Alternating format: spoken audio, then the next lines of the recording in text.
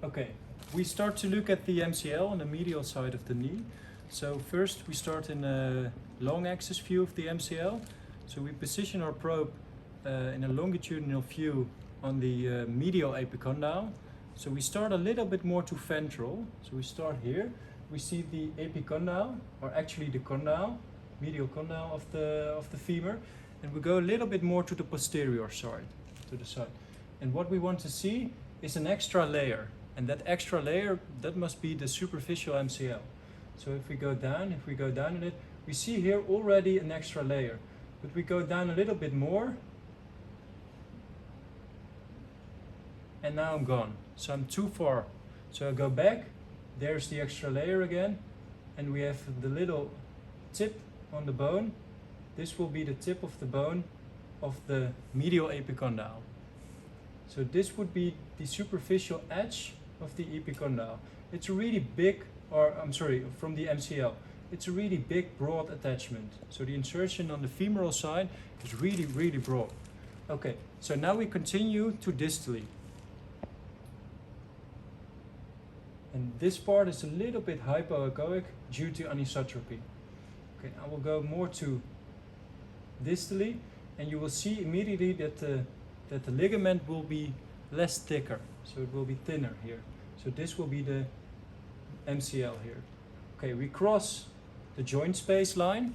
So we will see here the medial meniscus here. And it's sometimes difficult to see, but here, this part, this must be the meniscal femoral ligament. This will be the meniscal tibial ligament over here. It's not really clear line because it's a little bit loose, the ligaments here. It's a little bit loose. So maybe you can see it better with the dynamic scan. Okay, so we look at the superficial part. So this is the superficial part, and we follow it all the way to the tibia. And from this point on, if I'm starting to see the tibia, my distal side of the probe has to go a little bit more to the ventral side of the lower leg, so to the ventral side of the tibia. I want to start more or less, I want to end here. Okay, so we continue, and now actually the pointer is exactly on the superficial MCL. Okay, if I'm here at this point, you can see that the MCL is running a little bit obliquely in the view. So the thing I want to do, the maneuver I want to do, is put a little bit more pressure on my distal end so that it becomes horizontal. So I want the ligament really horizontal. So what I do is a little bit of this. You see now, it's really nice horizontal view of the MCL. So I continue. I will show what I see as the MCL. See, this is the MCL. It's a little bit hypoechoic due to the hyperechoic environment of a little bit fatty layer underneath and also above it. At this point you will also see a little artery and sometimes one or two veins besides it. We will continue to distally, a little bit fishtating, so I'm rotating with the distal part of my probe, and then for the distally, this will be the end of the MCL. So it's really long. So I begin here with scanning and I end it here. So it's really long ligament. Okay, I go back a little bit because here's something interesting also. And if you angle the probe a little bit, then you see some structures appearing hypoechoic and hyperechoic above the MCL tendon, above the MCL ligament. This will be 2 here, I think. It can be 2, it can be 3, it can be 1, and these are the pes anserine tendons. So what I can do here is if I have them in the mid part of my screen, I can rotate my probe a little bit because the tendons will come from here.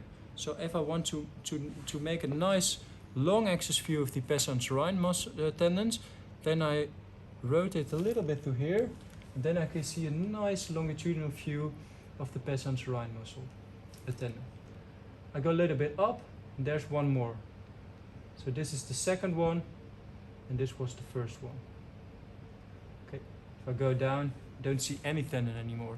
If I go up, there they are again. So there's the first one, there's the second one. If I go up, oh, there's actually a third one here. So we see 3 tendons from the pes anterior. Okay, then I go back all the way to the femoral attachment, femoral insertion, and then I I rotate the probe